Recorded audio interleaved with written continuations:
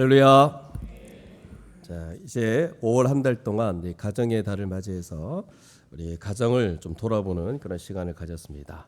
이제 창세기 말씀으로 돌아와서 창세기부터 요한계시록까지 이 구원 역사, 하나님의 구원 역사가 어떻게 이루어졌는지 그 대강을 우리가 함께 좀 살피고 있습니다. 자, 우리 한 달 전까지만 해도 요셉 이야기를 계속 보고 있었는데 이제 이미 DBS를 하고 있기 때문에 그 내용은 대충 기억하실 거라 믿습니다. 자, 요셉이 꿈을 꾸었습니다. 그리고 37장에 보시면 두 개의 꿈을 꿨습니다. 이것은 결국 요셉의 꿈이라기보다는 여러분 이제 요 본문을 가지고 청소년들에게 꿈을 꾸라 이렇게 하는 메시지는 틀렸습니다, 여러분. 비전을 가져라 이게 아니고 하나님이 꿈꾸게 하셨습니다. 물론 적용으로 가면 그렇게 할 수는 있겠지만 어쨌든 1차적으로 하나님이 꿈꾸게 하셨고 하나님의 백성을 구원하시기 위한 도구로 요셉을 사용하시고자 하는 하나님의 의도가 37장부터 이렇게 나타나고 있다는 것을 우리가 알 수 있습니다. 그래서 요셉은 그 꿈 때문에 애굽 땅까지 오게 됐죠. 비록 형에게 팔려서 애굽에 내려와 노예로 살았죠. 기억나시죠? 그곳에서 보디발의 집으로 들어가서 열심히 삽니다. 거기서 거의 11년 가까이 살았는데 거기에 이제 나타나는 그 하나님은 함께 하시죠. 그리고 형통케 하심으로 이제는 모든 걸 주관하는 가정 총무까지 이제 되게 하셨습니다. 그러나 이제 아쉬운 한 가지는 뭐냐면 이 요셉의 용모가 너무 빼어나고 아름다웠다는 거. 좀 못생겼으면 유혹도 없을 텐데. 그래서 여러분 지금 주변에 열을 보니까 약점이 없는 것 같아요. 대부분 누가 유혹할 사람도 없습니다. 너무 걱정하지 마시고 여기 보디발의 아내가 유혹을 합니다. 그래서 이 요셉은 다 괜찮은데 요거 한 가지 부족한 점, 잘생겼다는 거.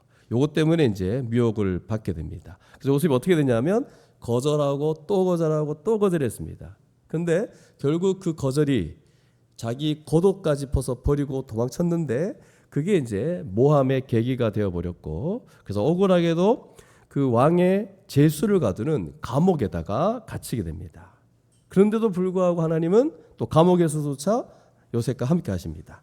창세기 39장 21절에 보면 요셉과 함께 하시고 그리고 간수장에게 은혜를 받게 하셔가지고 간수장이 그를 신뢰하고 옥중 제수를 다 요셉 손에 맡깁니다. 그리고 재반 사무도 요셉에게 처리하게 합니다. 여러분 같았으면 성질 나겠죠.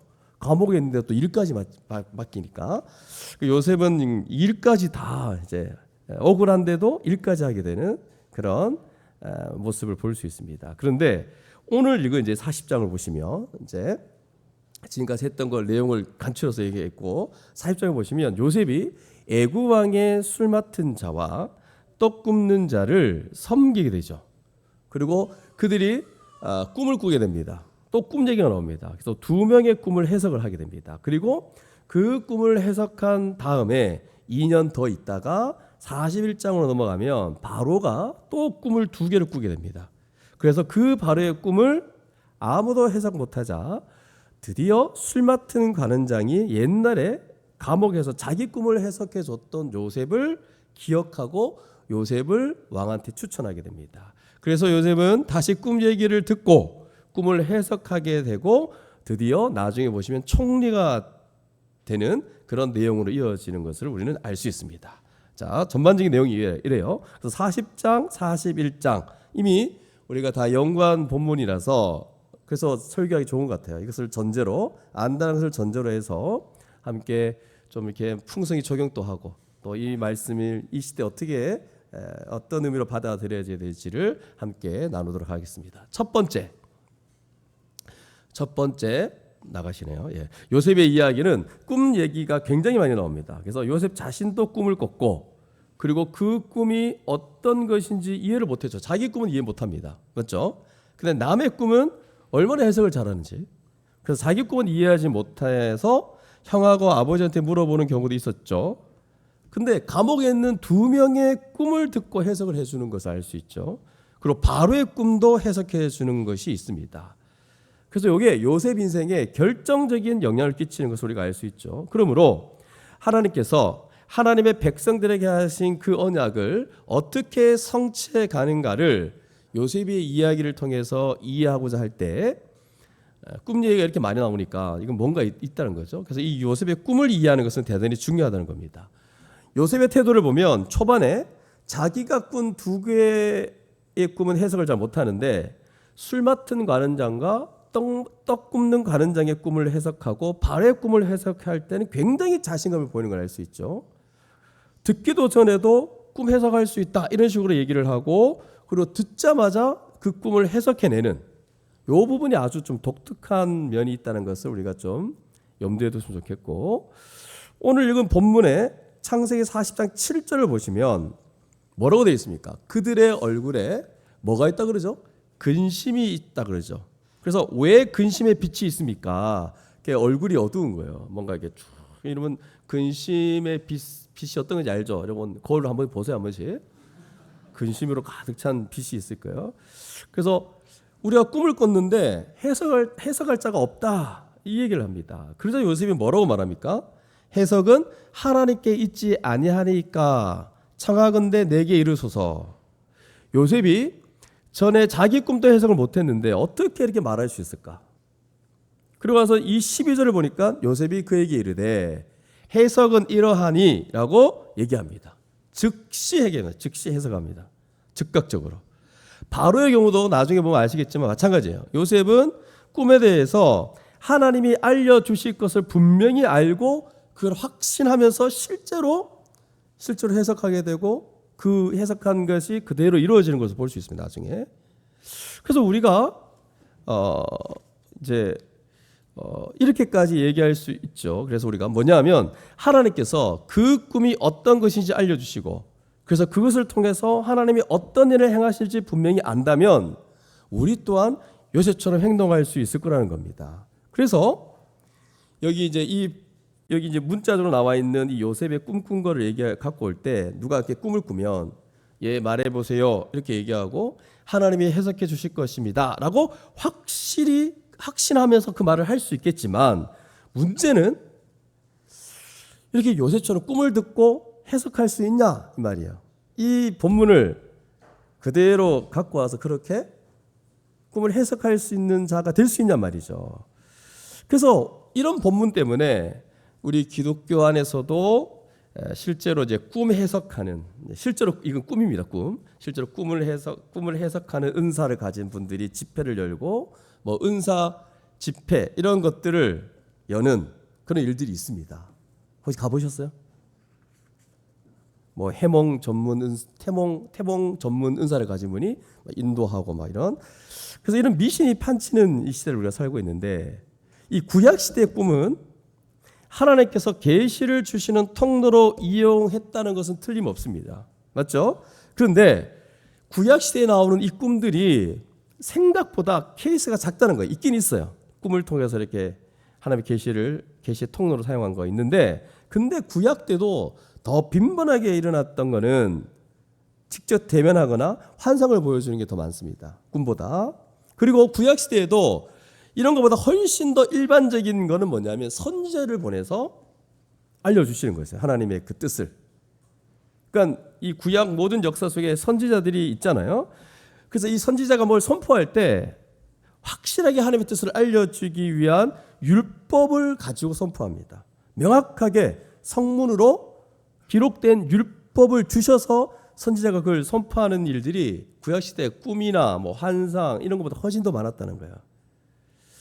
그래서 우리가 생각하는 것보다 이스라엘 백성 전체를 지배했다는 건 뭐냐면 명문화되어 있는 성문화되어 있는 율법이었다는 거예요. 그래서 선지자들이 그 율법에 근거한 그 언약의 내용을 선포했다는 것을 여러분 기억하셔야 됩니다. 그러면 지금 이 시대는 구약의 모든 율법이든 환상이든 꿈이든 뭐 각각의 선지자들 또 주 인물들을 통해서 하나님이 계시하신 이 모든 것들이 어떻게 됐을까요, 여러분? 예수 그리스도로 말미암아 다 성취가 되어 버렸습니다. 그래서 구약에 뭐 어떤 선지자가 했던 율법이든 뭐 꿈 이런 거 다 이제는 예수 그리스도 그분으로 다 성취됐다는 거예요. 굳이 꿈을 꿔서 하나님의 뜻을 알 필요가 없다는 거예요. 예수 그리스도를 통해서 성취됐다는 거예요.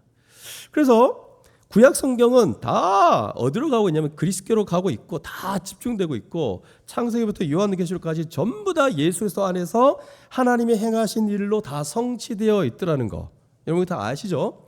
그리고 예수 그리스도가 오셔서 어떤 결과를 가져오고 또 어떤 소망을 우리에게 주시는지 그 예수의 인격과 사역 그리고 그 사역의 결과로 주어진 교회에 대해서 계시하는 것이 바로 신약 성경이에요. 우리가 보고 있는 신약 성경. 그래서 계시가 종결이 되었다라고 얘기하는 것은 이제 어떤 말입니까? 그리스도로 말미암아 모든 구약의 꿈이든 환상이든 뭐 이런 거 다 종결된 거예요. 계시가 종결되었다. 이제는 성경 외에 어떤 방식으로도 계시하지 않는다 말이죠. 성경에서 말하고 있는 바 그 성경에서 말하는 그 내용보다 더 추가되어질 만한 그 어떤 계시도 없다 이 말이에요. 그래서 이 신약 시대에 성령께서 사도들을 통해 주신 그 신약 성경이 바로 계시가 종결된 거라는 것을 얘기해 주는 거죠. 그런 시대에 우리가 살고 있습니다. 그래서 우리에게는 구약 성경과 신약 성경 전체를 우리 지금 손에 쥐고 있는 거예요. 이미 그리스도로 말하면 계시가 종결된 그 엄청난 그 하나님의 뜻을 갖고 있는 거예요. 그래서 우리는 신약 성경을 읽고 구약 성경을 읽으면 하나님이 우리를 구원하시기 위해서 어떤 일을 행했는지, 그래서 현재 우리는 어떤 존재이고 또 어떤 은혜를 누리고 어떤 운명에 처해 있는지, 앞으로 또 어떻게 될 것인지, 또 어떤 소망을 가지고 있는지를 정확하게 알 수 있다는 거예요. 아주 분명히 안다라고 말할 수 있는 거예요. 이렇게 말할 때 지금 몇 분들이 약간 의심의 눈초리를 가지고 저를 보는 것 같은데, 그래서 근거를 갖고 오겠습니다. 이미 그리스도로 성취되었고 이 신약 성경을 읽고 구약 성경을 읽으면 또 얘기해야 돼요. 우리를 구원하시고 어떤 일을 행했는지, 우리가 어떤 존재이고 어떤 일을 누리고 어떤 운명에 처해 있는지, 어떤 소망을 주셨는지를 분명히 알 수 있다는 거예요. 자, 그러면 에베소서 1장 7절 찾자로 됩니다. 에베소 1장 7절을 보시면 다 아는 내용이에요. 예수의 피로 말미암아 죄사함이 이루어져서 하나님의 구원 계획이 성취되었다라는 게 핵심이에요. 그래서 에베소 1장 3절부터 14절까지 하나님의 구원 사역을 어떻게 이루어가는지를 성부, 성자, 성령을 나눠서 이렇게 쭉 얘기하는 말씀인데, 하나님의 구원 계획을 말씀하시는데 그게 7절에 가서 예수의 십자가 대속적 죽음으로 성취되었다 이 얘기를 하고 있어요. 그리고 그 뒤에 보시면 또 하나의 일이 일어나는데 그게 뭐냐면 에베소 1장 7절 8절에 하나님께서 모든 지혜와 총명을 우리에게 넘치게 하사 그 뜻의 비밀을 알려주셨다라고 되어 있어요. 그러면 그 뜻의 비밀이 뭐냐? 이게 10절과 11절에 모든 것이, 하늘에 있는 것이나 땅에 있는 이 모든 것이 그리스도 안에서 통일되는 거였어요. 즉 이 말은 죄로 인해서 왜곡되고 흐트러져 있는 것을 다시 머리 대신 예수 그리스도로 말미암아 그리스도 안에서 다시 질서를 잡아가고 회복될 것이다 라고 말씀하는 거거든요. 그리고 이것은 이미 그리스도 안에서 시작됐고 그리스도가 재림하시면 완성될 거라는 거죠. 우리가 이걸 다 알고 있는 거예요 지금. 그리고 13절에 넘어가면 진리의 말씀 곧 너희의 구원의 복음을 먼저 알았던 사람이 전할 수 있게 되는 것이고, 그리고 그 진리의 말씀을 들으면 그 진리를 믿고 알게 되는 거죠. 그래서 그 진리의 말씀을 듣고 믿으면 어떻게 되냐? 성령에서 인치셔서 하나님의 백성으로 삼아주시는 거예요. 다 에베소서 1장 3절에 14절까지 말씀을 제가 요약한 거예요. 그러므로 신약시대에는 더 이상 성경 외에 다른 계시를 의지할 필요가 하나도 없다는 말이에요. 만약 어떤 분이 이 중에 그러면 목사님 성경 외에 꿈이라든가 환상이라든가 뭐 음성을 들려주신다든가 어떤 기적을 체험한다든가, 그럼 이런 걸 통해서 뭔가 하나님을 알 수 있는 길이 전혀 없습니까? 이라고 굳이 저한테 묻는다면 제가 어떻게 대답할까요? 그걸 통해서도 알 수 있다 이렇게 대답할 겁니다. 알 수 있습니다, 여러분. 제가 이걸 제한하지 않습니다. 선교제 같은 경우에 지금 뭐 말씀 외에도 뭐 이제 하나님이 막 기적을 베푸시기도 하고 뭐 꿈을 보여주시기도 하고 뭐 무슬림에 있는 어떤 분이 뭐 환상을 보고 예수 믿기도 하는 일이 있습니다. 제가 이거를 제한하지 않는데, 근데 그게 성경보다 아순다거나 그것만 막 의지한다거나 또 성경의 부족한 점을 채워준다거나 보완한다거나 그래서 성경을 막 어기고 다른 대안을 제시한다거나 그럴 경우에는 절대로 그렇게 볼 수 없다는 거예요. 그러니까 성경보다 그걸 더 권위 있게 보는 태도. 여러분 이게 이제 소위 말하는 기도원의 은사 중심의 체험을 경험하는 사람들은 한 번 그 은사를 체험하면 말씀이 안 들어온대요. 그 정도로 말씀보다 더 권위를 두는 거예요. 그러면 안 된다는 겁니다. 아시겠죠? 그래서 성경만이 가장 확실한 거다. 나는 그걸 딱 1차적으로 두고 그럼 나머지 모든 것들은 악한 영으로부터 온 것인지를 아닌지를 분별할 수 있어야 된다는 거예요.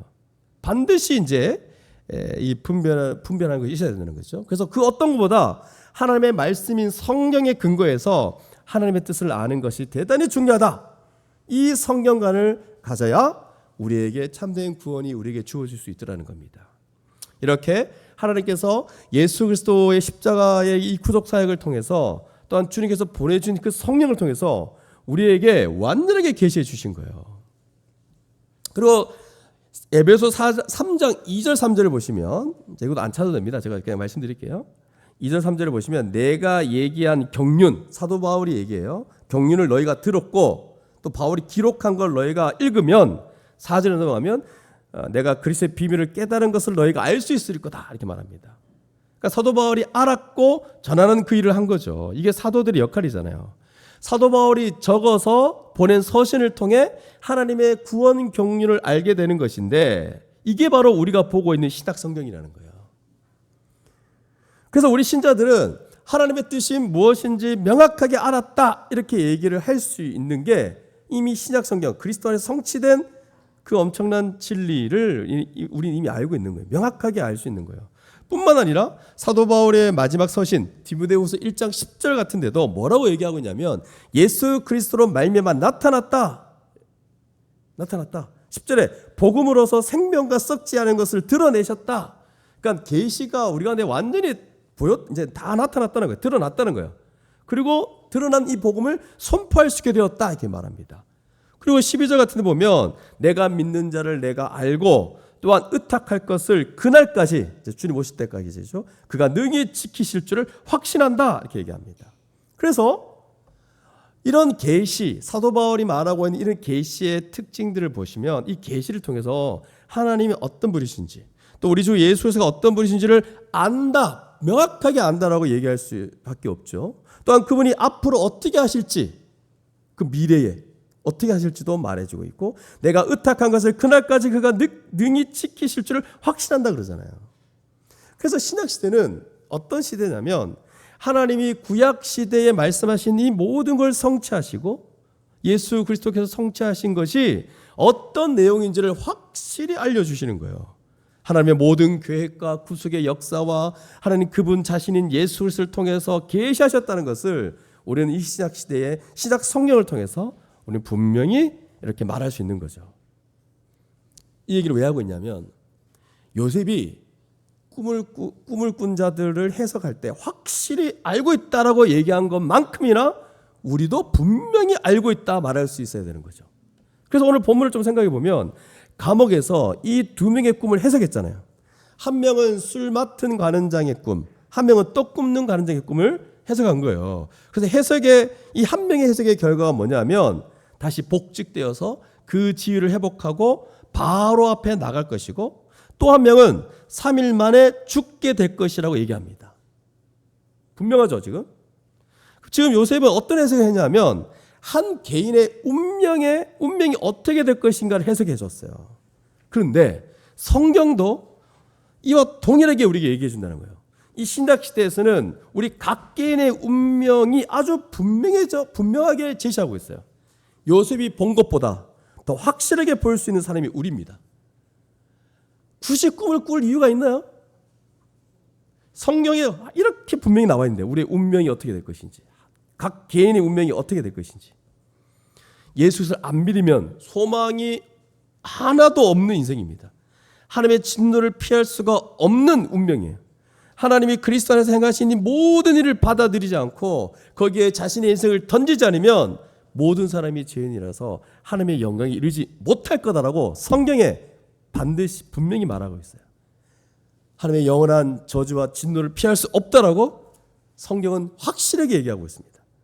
하나님의 진노를 피하기 위해서는 어떻게 한다고요? 예수 그리스도께 나와야 된다는 거죠. 그리고 그분을 믿고 그분께 생명을 얻어야 된다라고 성경은 각 개인의 운명에 대해서 분명하게 얘기하고 있습니다. 각 개인의 운명이 어떻게 결정되는지를 분명히 말하고 있다는 거죠. 그런 의미에서, 그런 측면에서 요셉보다 더 확실하다. 요셉은 단지 2명의 운명을 얘기했지만 우리는 모든 사람의 운명을 얘기할 수 있는 그런 계시를 하나님께서 우리에게 알려주신 거예요. 그러니까 요셉의 꿈, 해석 이런 거 불화할 이유가 하나도 없다. 여러분 가운데 요셉처럼 꿈꿨으면 좋겠다. 매일 그런 분 있습니까? 그러지 마세요, 여러분. 우리는 더 분명하게, 더 분명한 모든 사람의 운명을 말씀을 통해 알려주셨어요. 요셉은 여러분 바로의 꿈도 해석했잖아요. 근데 이 바로의 꿈은 또 보시면 한 개인의 운명이 아니었습니다. 이거는 그 당시 세상의 운명을 해석한 거예요. 7년 동안 풍년이 있다가 나머지 7년 동안 극심한 기근이 애굽뿐만 아니라 온 증에 오게 될 텐데 그때 만약에 풍년 후에 오게 될 그 7년의 기간을 대비하지 않으면 다 죽는다라는 해석이었어요. 그래서 하나님은 바로의 꿈을 통해서 그리고 이런 요셉의 해석을 통해서 그 세상의 운명이 어떻게 될 것인지 알려주셨고 드디어 그리스도의 모형인 요셉을 통해 이 세상이 살아날 수 있는 그 길을 준비하게 하신 것을 우리는 알 수 있는 겁니다. 근데 여러분 요셉이 알았다는 것은 그저 단순한 7년과 7년의 그 사이였지만 그러나 우리는 무엇을 알고 있습니까? 두 세상의 운명을 알고 있는 거죠. 영원까지 이루어질 두 세상을 우리는 다 알고 있습니다. 두 세상, 주님이 곧 오실 거라는 거, 그리고 이 세상은 심판을 받게 될 것이라는 거. 그리고 그래서 이 세상은 언제까지 우리가 그냥 이 땅에서 먹고 마시며 즐거워할 수 없는 세상, 아주 한계가 있는 세상, 맞죠? 모두 다 그 인생에 대해 책임을 져야 될 것이고 또 우리는 모든 사람들은 하나님 앞에 심판 앞에 서게 될 것입니다. 그러니 여러분 누가 이 세상에서 자기 마음대로 살 수 있겠어요? 주님이 오셔가지고 이루어질 다음 세상에 들어가기 위해서 반드시 이 때를 여기서 준비를 해야 한다는 거죠. 어떻게 준비하고 어떻게 그 다음 세상을 맞이하고 어떻게 살아갈지를 성경에 아주 일일이 계시되고 있어요. 그러니까 여러분 우리가 어떻게 모른다 말할 수 있냐 말이죠. 여러분 우리는 요셉보다 더 많이 아는 사람들입니다. 우리는 각 개인의 운명도 분명히 얘기할 수 있고 우리는 이 세상의 운명 전체에 대해서도 우리는 분명히 얘기할 수 있는 사람들이에요. 주님이 다시 오실 것을 기대하고 있고 소망하고 있고 또 주님이 다시 오시면 어떤 일이 벌어질 것인지 다 알고 있어요. 이 세상 사람들은 영원한 세상이라 생각하지만 그렇지 않다는 거죠. 곧 임박하여 이 세상이 끝이 있을 것이고 그리고 그때 가서는 심판이 있을 것이며 그 심판에 대비해서 여기서 주님이 명하신 바처럼 믿음 가지고 신실하게 살아가지 않는 자들은 결국 그 나라에서 쫓겨나 슬피 이를 갈며 울 날이 올 거라는 겁니다. 이런 운명을 우리는 이미 알고 있습니다. 그러니 이 운명을 분명히 알고 있는 우리들이 어찌 가만히 있을 수 있냐 말이죠. 요셉이 얘기한 것처럼 요셉이 술 맡은 가는 자에게 3일 후에 살 것이다. 이렇게 얘기하는 거 보면 이 내용이 너무 좋은 거죠. 그런데 놀랍게도 요셉이 떡 같은 가른장한테 얘기할 때도 너무나 냉정하게 얘기를 하고 있다는 거. 이분 그 뒤에 내용 보시오. 망설이는 게 하나도 없죠. 너 죽는다 이 말이잖아요. 근데 이거를 얘기할 때 이 얘기를 해야 될지 모르겠는데 이렇게 말해야 되는데 한번 보십시오. 요셉은 그냥 아주 돌직구입니다. 그냥 냉정하게. 아마 요셉의 성격상 어린 시절에 너무 고생을 많이 해서 정이 약간 없는 스타일인 것 같아요. 그냥 바로 진실만 얘기합니다. 18절 보십시오. 곧바로 대답하는데 그 해석은 이러하니 새 강준이는 사흘이라 지금부터 사흘 안에 바로가 당신의 머리를 들고 당신을 나무에 나무에 어떻게 돼 있죠? 달리리니 새들이 당신의 고기를 뜯어 먹으리다 하더니 이렇게 돼 있어요. 이 내용상 솔직히 이렇게까지 얘기할 필요 있나요? 이걸 안다 하더라도 그냥 죽게 될지 모릅니다. 이 정도 얘기를 해야지 너무 잔인하지 않습니까? 근데 그대로 그냥 냉정하게 얘기합니다. 왜 그러냐면 운명이라서 그래요. 너무 분명한 운명이라서. 이게 운명이에요. 각 개인에게 닥칠 피할 수 없는 운명이거든요. 그래서 여러분 우리도 이거 알고 있잖아요. 주변에 있는 사람들의 운명, 여러분의 운명, 이 세상의 운명 다 알고 있는 사람이 왜 모르는 사람인 것처럼 행동합니까? 다 알고 있어요. 명백히 얘기를 해줘야 됩니다. 예수 믿고 생명을 얻어야 다음 세상을 준비할 수 있다는 거, 우리 스스로 주님 오실 때 그분이 정말 우리를 부끄러워하지 않도록 하기 위해서 이 땅에서 주의 복음을 부끄러워하지 않고 우리 인생을 드리며 살아가야 된다는 거, 그래야 새 생명을 얻고 그 새 생명이 완성될 그날을 기대하며 살아가고 있다는 거, 이 엄청난 소식을 어떻게 말하지 않을 수 있냐는 거죠. 이 소식을 어떻게 말하지 않을 수 있냐 말이죠. 그래서 여러분, 주변에 많은 사람들이 이 교회 안에 있는 이 소문의 낙원, 이 소문을 듣고 이 복음의 엄청난 이 세상의 운명이 어떻게 채워질 줄 알고 그 소문 듣고 아마 올 거예요. 그때 우리 반드시 말해야 됩니다. 그 소문이 지금 들리고 있을 거예요. 아마 듣는데도 그냥 그들은 그냥 거부하는 거고 안 들으려고 하는 거죠. 그때 우리가 말해줘야 됩니다. 그래서 이번 6월 21일, 28일 도서방 집회 때 여러분 주변에 있는 많은 불신자들에게 그들의 운명을 말해줘야 돼요, 여러분. 물론 이렇게 말해준다 해서 길을 솔깃하고 발걸음 옮겨 나오고 뭐 그러진 않지만, 근데 단 한 명이라도 이들의 처한 운명을 얘기해 줘야 되지 않습니까? 전혀 여전히 모르고 있는 사람이 있어요. 이 땅이 전부라 생각하고, 아이고 이 교회 다니는 사람들 이 바보야. 오히려 우리한테 걱정해 줍니다. 너무 주일날 너무 시간 내지 마라. 네 인생이 지금 걱정된다. 너도 좀 살해야 안 되겠냐? 이렇게 걱정해 주거든요. 근데 그걸 걱정해 주는 말을 듣고는 그 때문에 또 걱정합니다. 내가 이래도 되느냐? 꼭 말씀이나 하나님이나 뭐 옆에 있는 아주 그런 우리 동력자들의 말은 잘 안 듣고 맨날 불신자의 말만 듣고는 그러지 말고, 오히려 우리가 분명하게 너 우리 인생에 한 번 죽는 거는 정해진 거다. 이 땅에서 살다가 죽으면 끝이 아니라 반드시 하나님이 지금 준비하고 있는 영원한 심판이 있다. 이 얘기를 냉정하게, 요새 너무 냉정하다 맞죠? 좀 사랑을 담아서 정말 안타까운 마음을 가지고 얘기해 줘야 됩니다. 그래서 우리는 다 요셉 같은 자예요. 이 엄청난 소식을 어떻게 말하지 않을 수 있냔 말이죠. 그런데 뭐 요셉처럼 꿈 같은 거 해석하시면 좋겠다. 그래서 뭐 하려고 여러분? 요새처럼 해서 뭐 꿈꿨으면 좋겠다. 이게 다 지금 어디에 있냐면 구체적으로 뭔가 알았으면 좋겠다는 거예요. 누구랑 결혼할 건지, 어디에 취직할 건지, 어느 대학 가야 되는지, 이런 소소한 일들을 미리 안들. 솔직히 저도 옛날에 솔직히 좀 궁금했어요. 솔직히 누구하고 결혼할까 좀 가르쳐 주십시오 한 적도 있습니다. 근데 이 소소한 일들을 미리 안들 도대체 무슨 의미가 있냐 말이죠. 한번 생각해 보십시오. 각 개인의 운명과 이 세상의 운명이 어떻게 될 것인지 엄청난 계시를 우리에게 부어주셨는데, 그래서 하루하루 복되게 하셨잖아요. 정말 우리가 이렇게 감사하며 살아갈 수 있고 이런 영광스러운 삶을 살아가게 만들어 주셨는데, 이 굵직한 게 우리 안에 있는데 그까짓 거 몇 가지 안 되는 거 더 안들 무슨 의미가 있을까? 왜 꿈을 해석하기를 원하고 미래를 알기를 원하는 걸까요? 불안해서 그래요, 여러분. 그러니까 프로그램이란다. 이 TV 프로 중에 또 요즘 좀 엄청 많이 나오죠. 점치는 사람과 점치는 사람들끼리 막 대결하고, 이거 다 이런 사기인 거 알죠? 연기합니다, 연기. 근데 실제로 이제 막 이 점치는 사람을 막 그 뭔가를 보고 막 그 사람들이 왜 다 거기에 한 번씩 이렇게 카페도 뭐 사주 카페도 막 지금은 뭐 지금 유행하지 않지만 옛날에 유행했잖아요. 왜 그런지 아세요? 불안해서 그래요. 본인이 어떻게 될까 막 불안한 거예요. 자기가 무가치해질까 봐 막 불안하고 미래가 어떻게 될까 봐. 근데 여러분, 우리는 분명히 하나님께서 우리 인생을 책임진다 했고 이 땅 가운데서 영원한 생명을 얻고 영원한 그 나라로 우리를 인도하실 거라는 말씀이 여기에 분명히 계시되어 있습니다, 여러분. 그러니 우리 중에 점집을 차릴 생각이 없다면 뭐 이런 거 요셉처럼 꿈을 해석하기를 바라지 마십시오. 바라지 마시고 알 필요 없습니다. 누구나 알아서 뭐 할 겁니까?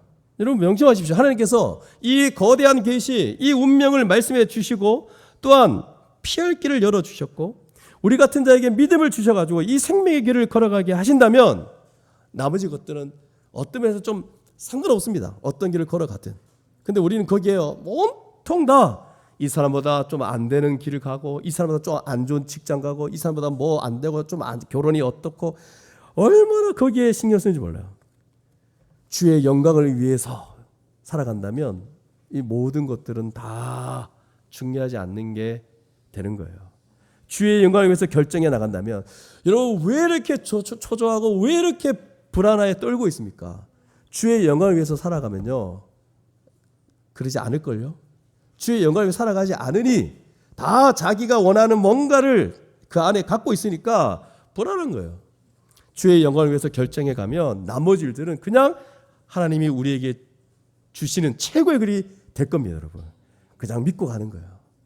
그래서 구체적으로 알려고 하지 마십시오. 꿈꾸려고 하지도 마시고, 누구한테 가서 예언 듣고, 아유 진짜 예언 들어봤자, 제 기도원 가서 그 기도원에 왔던 어떤 자매하고 결혼한다 그랬어요. 근데 지금 그 자매 없잖아요, 지금. 제가 그때 속았어. 그러면 여러분, 그런 구체적인 어떤 예언 이런 건 여러분 정말 미신적이에요. 미신적이니까. 그냥 하나님이 우리의 인생을 책임져 줄 거라는 걸 믿고 그냥 가는 겁니다. 여기에 믿음이 사용되는 거예요. 주의 영광을 위해 살아가겠다. 그리고 하나님께 맡긴다. 이때 믿음이 쓰이는 거예요. 사용되는 겁니다. 그래서 만약에 바꿀 수 없는 인생이 완전히 정해져 있는 것이 있는데 그걸 미리 알려준다면 여러분 생각해 보십시오. 미리 뭐 다 가르쳐준다. 미리 다 너는 이 직장을 갈 것이고 누구와 결혼할 것이고 다 정해준다. 우리 인생 정말 재미없을 거예요. 도전, 흥미로움, 뭐 궁금한 창조의 가능 이런 거 전혀 없을 거예요. 예. 하나님이 알려주셨는데 오히려 그렇게 못 살면 오히려 계속 죄만 짓게 되는 거 아니에요? 그러면서 결국 이건 저주의 인생이에요. 그래서 하나님께서 우리에게 미래의 일을 하나님의 영역으로 두신 것은 오히려 감사한 일이에요. 우리는 앞길을 알지 못하지만 그럼에도 불구하고 우리를 도와주시고 인도하시고 결코 떠나지 않으실 것을 믿고 하루하루를 우리의 인격을 가지고 결정하고 살아가는 거죠. 이런 복된 인생이 어디 있습니까, 여러분? 그러니 요셉이 꿈꾼 거 부러워하지 마시고 우리가 더 많이 안다 자부심 가지십시오. 하나님은 요셉이 알고서 대비해서 사람들을 구원하신 것처럼 우리도 각 영역에서 영적 총리로 우리를 세우셔가지고 개인의 운명, 세상의 운명을 안자로서 사람들에게 외쳐야 됩니다. 좀 대비하라고. 지금 너 죽는다. 너 지금 심판이 너를 기다리고 있다라고 대비하라고 외치는 자로 우리가 이 신약시대에 우리를 두셨음을 기억할 수 있기를 바랍니다. 그래서 우리 모두는 다 요셉처럼 영적 총리입니다. 그러니 여러분 이 성경 안에 인생, 이 개인의 운명, 이 세상의 운명이 다 계시되어 있고 기록되어 있는데 이걸 봐야 되지 않습니까?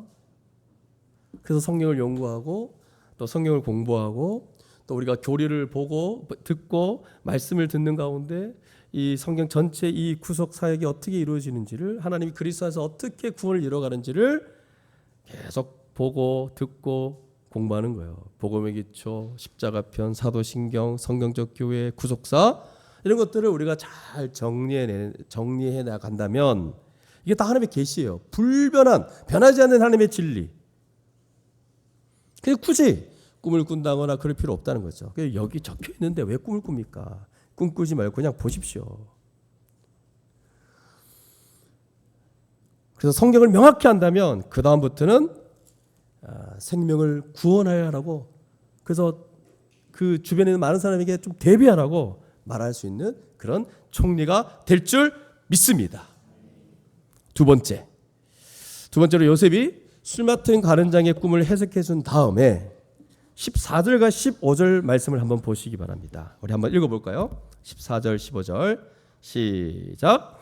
당신이 잘 되시거든 나를 생각하고 내게 은혜를 베풀어서 내 사정을 바로에게 아뢰어 이 집에서 나를 건져 주소서. 나는 히브리 땅에서 끌려온 자여 여기서도 옥에 갇힌 일은 행하지 아니하였나이다. 술 맡은 가른장이 3일 후에 살 거잖아요, 맞죠? 지위가 회복되면서. 그래서 그렇게 해석해 준 다음에 뭐라고 얘기했냐면 뭐라고 하죠? 날 좀 생각해 달라. 날 좀 기억해 달라는 거예요. 그럼 떡 굽는 가는장한테는 그렇게 말하지 않죠. 왜? 당연히 죽으니까. 그런 얘기할 필요 없습니다. 그래서 이 술 맡은 가는장에게 잘 되거든 나를 생각하고 내게 은혜를 베풀어 주세요라고 한 거거든요.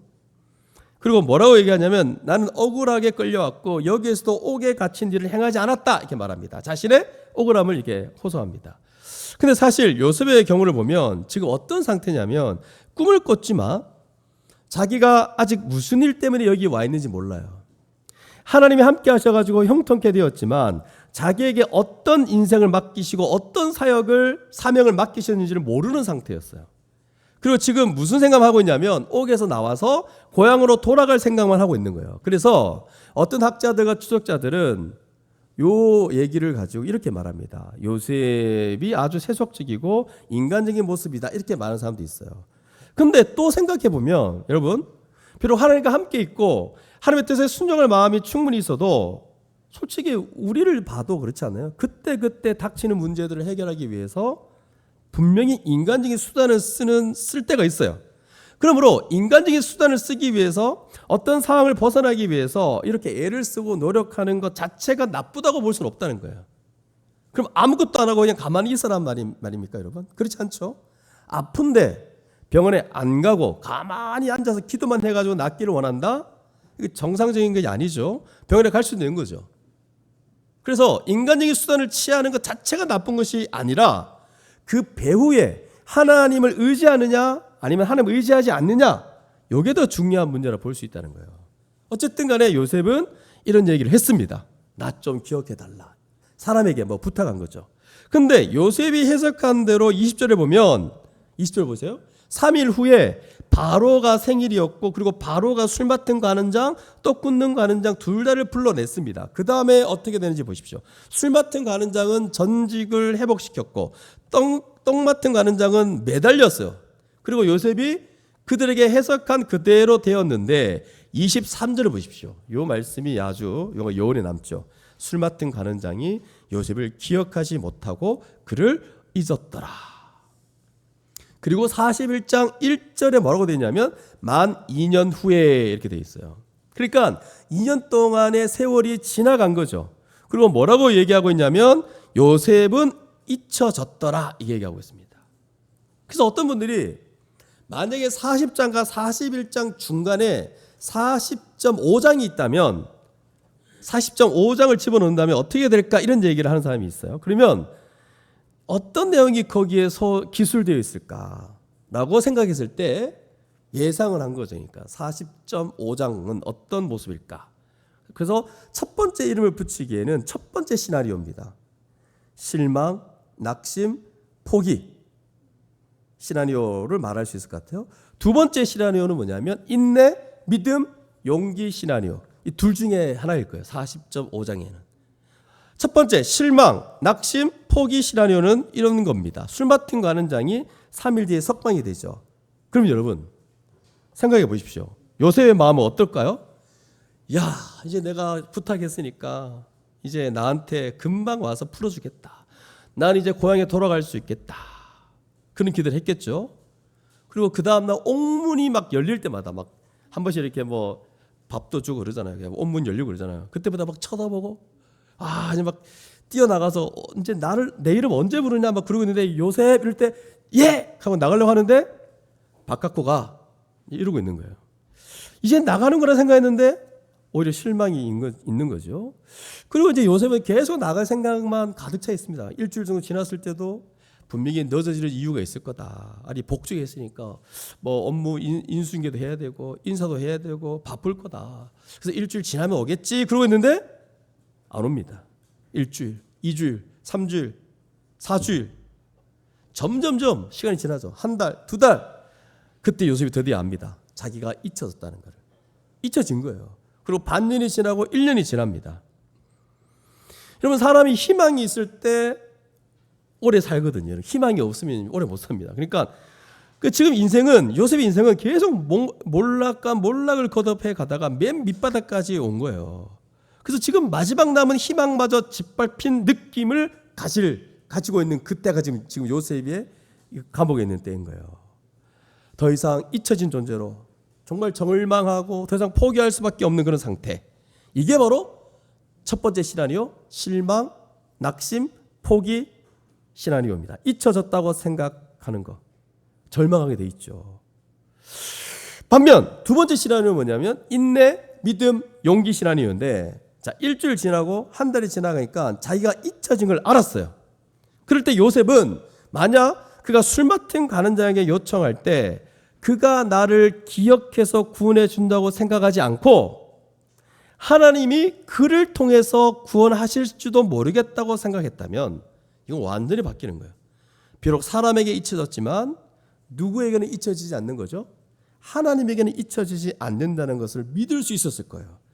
만약에 그렇게 되면 사람으로부터 오는 희망을 물론 기대를 했겠죠. 그러나 그건 아주 작은 것일 수 있어요. 하나님에게 그 기대와 희망이 훨씬 더 큰 것이죠. 그러니까 어떻게 됩니까? 요셉은 알았어요. 사람에게는 잊혀졌겠지만 물론 이제 기대는 했겠죠. 근데 이게 너무 작은 거예요. 궁극적으로는 하나님께 기대를 하고 있었던 거죠. 하나님은 나를 잊지 않으시고 기억하신다는 것을 알고 믿고 있었던 거예요. 계속 기억하실 거라는 거. 지금 나를 보고 계시고 나를 돌보시고 나와 함께 하신다, 이 생각을 계속 가지고 용기를 내고 2년의 세월을 하나님과 함께 동행하며 살아갔을 거라는 거죠. 이게 두 번째 시나리오입니다. 첫 번째 시나리오와 두 번째 시나리오, 저는 어떤 시나리오를 믿는 것 같아요? 질문해봤자죠. 두 번째겠죠. 왜? 두 번째 시나리오를 믿는 거죠. 왜? 근거가 있습니다, 여러분. 뭘까요? 왜 그런 생각을 하냐면 41장에서, 여러분 41장 보지 않았지만 이미 근데 봤잖아요. TV에서 봤잖아요. 그 41장에 나와 있는 요셉이 가진 태도 때문에 그렇습니다. 바로가 꿈을 꿉니다. 뭔 꿈인지 모릅니다. 근데 꿈을 꾼 내용을 이제 알려주죠. 요셉한테. 7살찐 암소가 강에서 올라와서 뭘 뜯어먹고 있다가 흉하고 파리한 다른 7 암소가 올라와서 그 아름답고 살찐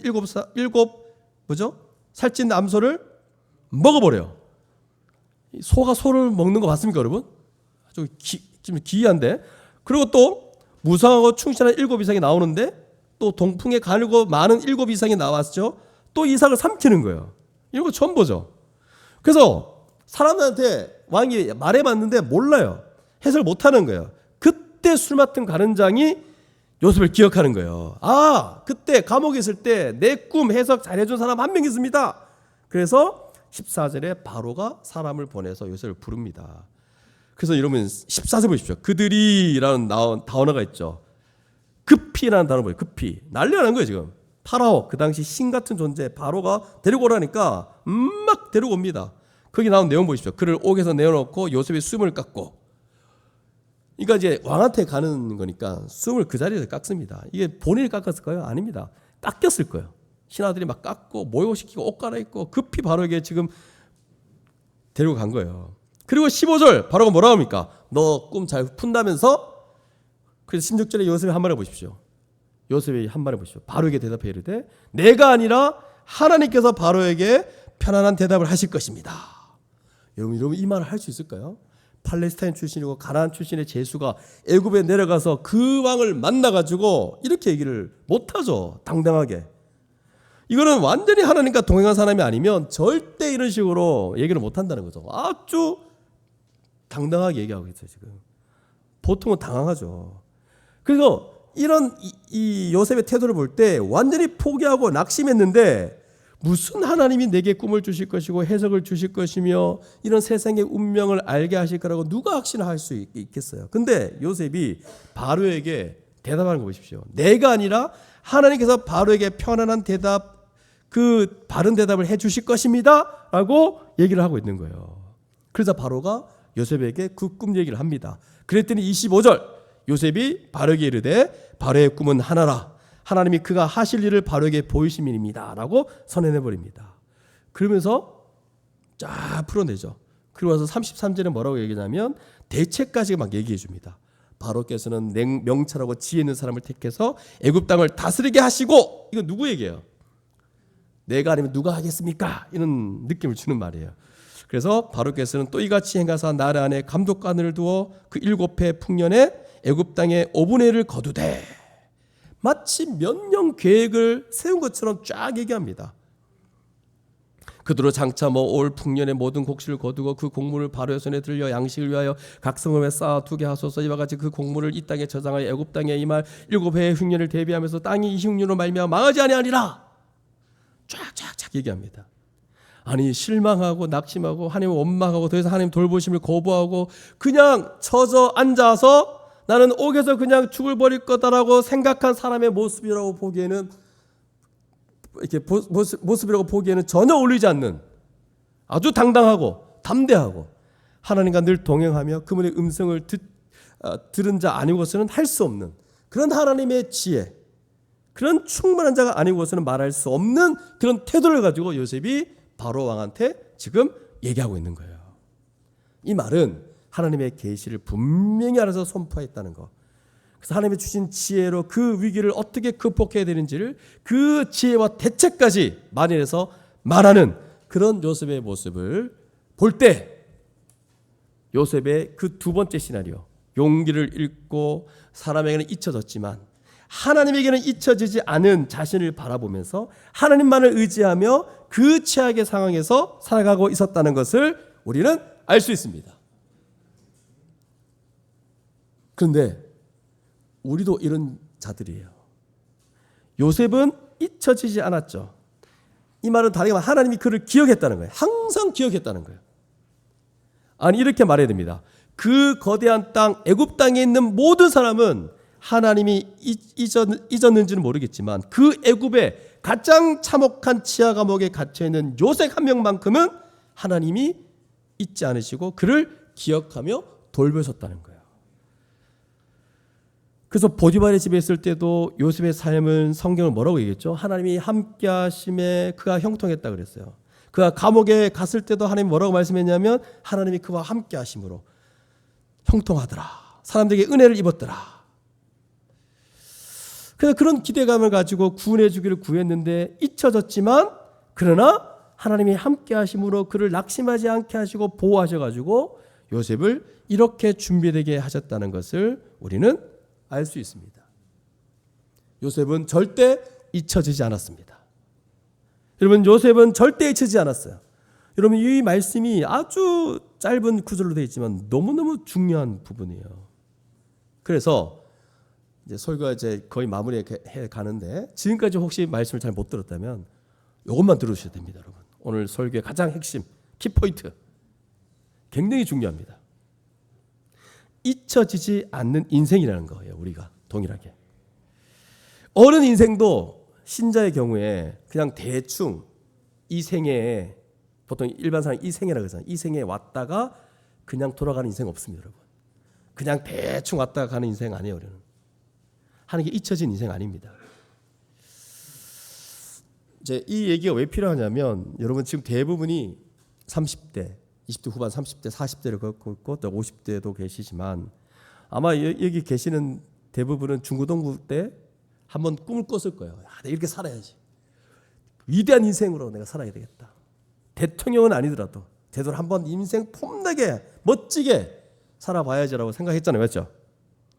그리고 예수 믿고 난 다음에도 뭔가 좀 하나님 앞에 쓰임받는 인생 되게 해달라고, 주를 위해서 사는 인생 되게 해달라고, 뭔가 제가 몇 명만 봐도 어떤 분들은 막 성교 나가겠다고, 막 주를 위해 내 인생을 걸겠다고, 막 좀 현실감 없었지만 하여튼 주를 위해 살겠다고 막 그랬던 지체도 있고, 또 어떤 분들은 막 내가 한번 간사로 내가 한번 살아보겠다 그러고, 막 의미 있는 인생 되게 돼보겠다 그러고, 막 그랬던 분들이 여기 대부분입니다. 그리고 이제 예수 믿고 교회 안에 들어와서도 내가 주를 위해, 그래서 막 한 몸됨을 위해서 내가 살겠다고, 내가 내 몸 바쳐서 정말 주를 위해 내가 살겠다라고 했던 자들이 여기 대부분입니다. 근데 막상 이렇게 인생을 살다 보니까 좀 인생이 좀 힘들어지죠. 그 지금 여러분 어떻게 살고 계십니까? 한번 생각해 보십시오. 뭐 중국을 주십시오. 이 중에는 없나? 하여튼 이렇게 살겠다고 했고, 뭔가 주를 위해 살겠다 했는데 막상 우리 일상에 들어오니까 삶이 녹록지 않고, 맞죠? 근데 우리의 삶은 대부분 큰 의미를 두기 어려운 인생들이에요. 직장에 다니고 아침부터 저녁 밤까지 애 보고 있고. 여러분 직장 다니는 굉장한 일을 하고 있습니까? 제가 무시하는 게 아니고 뭐 나라를 구합니까 지금? 여러분 하는 그 일이 뭐 나라를 구하는 일입니까? 독수리 오영재 같은 역할을 하고 있습니까? 맨날 루틴한 업무 그냥 하루하루 이제 지내가는 거거든요. 거기에 인생의 의미를 막 부여한다 할지라도 뭔가 부여하기 힘든 자도 있을 겁니다. 물론 그렇다 해서 제가 다 그렇다는 건 아닙니다. 또 꼭 그게 아니더라도 뭔가 많이 꺾여 있는 자들이 많을 거예요. 마치 잊혀진 인생처럼, 잊혀진 존재처럼.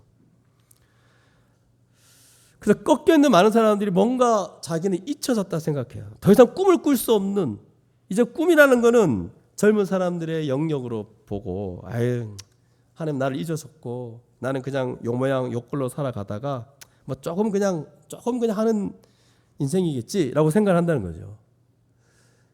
정말 여러분의 삶이 의미가 없나요? 정말 그렇습니까?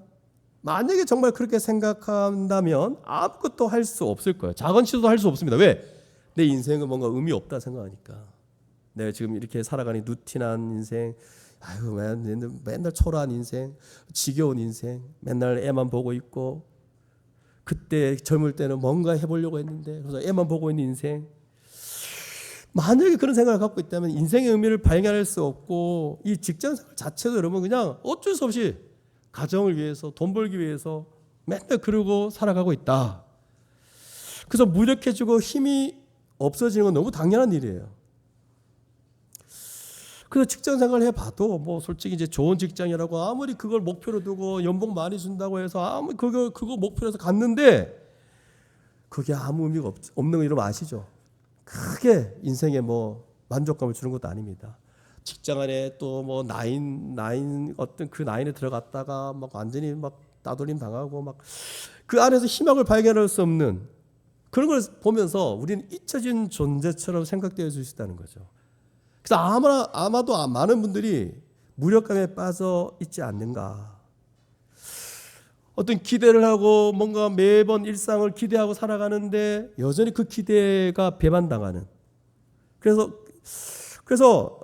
뭔가 좀 그 전에 멋진 인생 살 수 있을 거라 생각했던 그 기대. 근데 몇 번의 실패를 거치고 낙오하고 그러면서 자기도 언젠가 모르게 지금은 어쩔 수 없지라고 살아가고 있는. 나이도 먹고 애도 태어나고 뭔가 살려야지. 그러니까 뭐 우리가 뭐 성경적 교회에 대한 꿈을 꿔라. 또 우리에게 주어진 인생이 하나님의 영광을 위해 살아가는 인생이다. 이게 안 들어오는 거예요. 잊혀진 존재. 그죠? 별 볼 일 없는 존재가 되었다고 생각하는 사람들. 있나요? 혹시? 정말 그럴까요, 여러분? 하나님이 여러분들을 잊어진 게 아니라 오히려 여러분이 하나님을 잊은 거 아니에요? 하나님이 우리에게 행하신 일들이 무엇인지 다시 생각해 본다면 요셉에게 주신 그 꿈만큼이나 그 꿈 해석만큼이나 우리에게 명확하게 계시를 주신 그 예수 십자가 은혜를 누리게 하시고 우리 같은 이 별 볼 일 없는 자, 이 인생 이런 인생을 구원하시고 자기 아들 되게 주신, 그래서 지금까지 우리를 이끌어 오시고 그 하나님 나라의 복락을 누리도록 교회로 살게 하시는 이 십자가 복음의 결과를 우리가 분명히 알고 있잖아요. 그런 자로 우리를 두셨는데 자기 인생을 그냥 별 볼 일 없다, 실망하고 낙심하고 그래서 내 인생을 이러다 말 거라고는 생각 어떻게 할 수 있냐 말이죠. 십자가 복음을 통과한 자들의 생각이 별 볼 일 없는 인생이라고 어떻게 말할 수 있냐 말이죠. 이 별 의미 없는 일상이 지속될 것 같고 정말 잊혀지는 인생 같습니까, 여러분? 정말 하나님 앞에 자기는 아무것도 아닌 자입니까? 한번 생각해 보십시오. 하나님이 나를 기억하시고 나 한 명을 여기에 두시기 위해서 그 모든 일을 행하셨지 않습니까? 지금까지 이끌어 오셨다면 어떻게 의미 없는 인생이 될 수 있냐 말이죠. 여기 와서 이렇게 예배 드리고 있는 이 모든 삶의 여정, 이런 것들 어떻게 무의미하게 아무 목적과 가치 없이 이루어진 일이라 말할 수 있냐 말이죠. 어떻게 하나님이 이 소중히 여긴 그 인생을 어떻게 자신은 가치 없게 여기고 자기에게 주신 이 모든 삶의 터전을 우습게 여기며 낙심하고 절망하며 아무것도 하지 않으려고 하는 손발의 힘을 다 잃어버린 그런 무력해진 넘어진 자로 살 수 있냔 말이죠. 우린 절대 그럴 수 없습니다.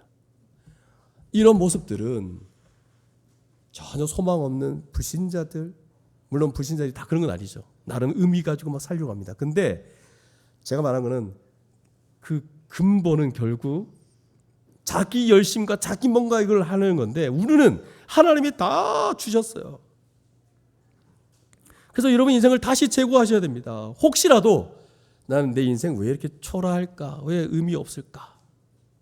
그렇게 생각하시는 분이 있다면 다시 한번 생각해 보십시오. 요셉을 보십시오. 그 인생의 끝자락까지 간 사람.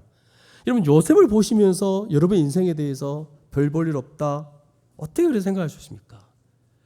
요셉을 절대 잊지 않은 것처럼 하나님은 절대로 우리를 잊지 않으십니다. 우리를 기억하시며 우리가 어느 곳에 있든지 상관없이 복된 인생으로 우리를 쓰시려고 지금도 우리를 준비시키고 지금도 우리의 인생을 이끌어 가신다는 사실을 믿으시기를 바랍니다. 그래서 우리가 정말 이것을 믿을 수 있다면 우리는 당연히 준비할 것이고 장차 어떤 일이 벌어질 것을 준비할 것뿐만 아니라 지금부터 우리에게 주신 사명과 일터가 너무나 많이 있지 않습니까? 우리에게 주신 이 교회 사랑하는 지체들이 있고 도와할 사람들이 있고 복음을 전할 사람들이 우리 주변에 얼마나 많이 있으며 이 엄청난 계시를 받은 자로서 개인의 운명, 이 세상의 운명을 다 아는 자로서 어떻게 말하지 않고 가만히 있을 수 있냐는 거죠. 그래서 구약 시대의 어떤 그 산물처럼 뭐 유명해지거나 아주 큰 영향을 끼치는 그 영향을 행사하는 그런 한두 명의 사람이 아니라 이제는 우리 복음을 가진 자로서 모두가 다 이제는 교회를 온전하게 세우고 또 주변에 있는 모든 사람에게 복음을 전하며 하루하루 살아가는 것이 하나님이 우리에게 허락하신 귀한 인생이라는 것을 믿을 수 있는 우리 모두가 될 수 있기를 바랍니다. 그런데 이렇게만 말하면 안 되죠. 근데 우리 가운데 어떤 사람들은 또 어려운 상황에 처해 있을 수 있습니다. 아주 심각한 낙심, 이 심각한 낙심할 만한 그런 상황에 처할 수 있을 거라 생각합니다. 근데 한 가지 생각해 볼 것은 상황이 좋을 때 나는 낙심하지 않는다. 이렇게 말하고는 상황이 안 좋으면 낙심한다. 그럼 상황이 안 좋을 때 낙심하지 않는 건 너무 당연한 겁니다, 여러분. 그럼 상황이 안 좋으면 낙심한다. 이게 당연한 것을 여기는데 이게 믿음입니까, 여러분? 믿음은 상황이 좋을 때만 낙심하지 않는 게 아닙니다. 좋을 때만 막 교회로 살아가고 좋을 때만 하나님 나라를 꿈꾸며 그런 자가 믿음인 사람이 아니고 상황이 안 좋을 때도 낙심하지 않는 거예요. 이게 믿음이에요. 상황이 안 좋을 때 나는 낙심하지 않는다. 이렇게 얘기를 하면서 나는 하나님이 함께 하신다. 그 악한 자가 나를 손대지 않을 것이고 악을 골짜기를 지나간다 할지라도 나를 보호하시며 해를 받지 않을 것이다. 이 확신 가지고 서는 거예요. 그리고 하나님이 눈동자처럼 나를 보호하시고 살피시니 그 어떤 것도 내게 해를 가하지 못할 것이며 귀한 인생으로 창세부터 준비하셨으니 나의 인생을 얼마나 귀한가. 그러니 귀한 인생으로 살게 해주십시오라고 기도하며 믿음으로 살아가게 된다는 거예요. 여러분, 이게 믿음이 있는 자의 모습이에요. 저는 인생이 다 잘 될 거라 생각하지 않습니다. 여러분, 이 중에 얼마나 차이들이 있습니까? 어떤 자는 취업이 잘 되고 어떤 자는 취업이 좀 늦을 수도 있고 또 어떤 자는 이렇게 임신이 잘 될 수 있지만 어떤 자는 임신이 안 될 수 있어요. 또 어떤 자는 뭐 자녀가 잘 될 수도 있고 자녀가 못 될 수도 있고 모든 인생이 잘 되라고 저는 생각하지 않습니다. 하지만 잘 될 거라고 생각했던 그 기대가 너무 이렇게 무너질 때가 있어요. 그러면 그렇지 않고 하나님이 우리의 인생을 한 명 한 명 뭔가 허락하신 거예요. 이런 인생, 이런 상황, 이런 환경을 다 허락하신 거. 그 허락하신 걸 그냥 받아들이시면 됩니다. 믿음으로 하나님의 뜻에 순종하며 도전하며 나아가면서 하나님이 내게 맡겨주신 달란트 이거 주신 거예요. 3달란트든 5달란트든 필요 없어요. 1달란트만 있다면 그거 가지고 장세에서 남기는 자로 살아갈 것이냐 아니면 땅에 묻느냐 요 차이입니다. 상황, 환경 여러분 저는 매번 한 번씩 볼 때마다 자기가 처한 상황만 최악의 상황이라 생각해요. 주변을 돌아보지 않는 거죠. 다 똑같습니다, 여러분. 제가 어떤 지체가 나한테 왔을 때도 너무 힘들어요. 그랬을 때 제가 어떤 조치를 취했는지 아세요?